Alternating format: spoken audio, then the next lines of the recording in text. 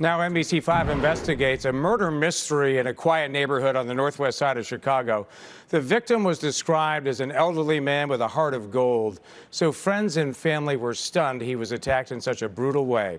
Now, 2.5 years later, they're hoping someone watching tonight comes forward with the information to solve this case.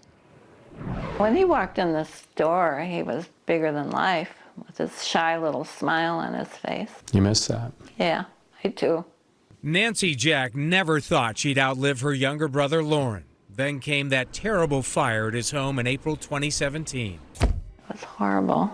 Everything was black with soot. First responders found her brother's body in the living room at the foot of the stairs and quickly determined fire was not the cause of death. 75-year-old Lauren Flensborg had been brutally murdered. They hit him on the head. He was stabbed on the right side multiple times. And then that wasn't good enough for them. They're so evil.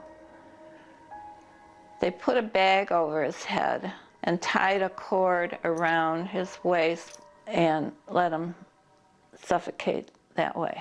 To Nancy, the attack seemed personal. With no sign of forced entry, she assumed her brother must have known the killer or killers and let them in.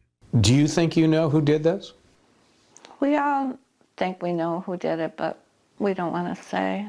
In fact, NBC5 Investigate spoke with many of Lauren's friends and residents here in the neighborhood who said essentially the same thing.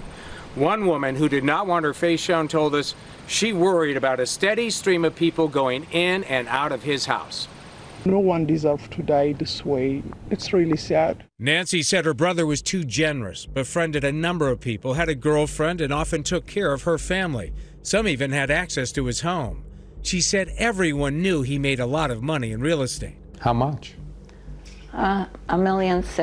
It's unclear how much cash he had in the house and what, if anything, was stolen, but Nancy is convinced the motive for murder was money and says in the end, her brother paid with his life. They have a lot of suspects, the police said, but no clues. Police say the investigation is ongoing and they cannot comment on the specifics of this case. If you have any information, call Chicago Police.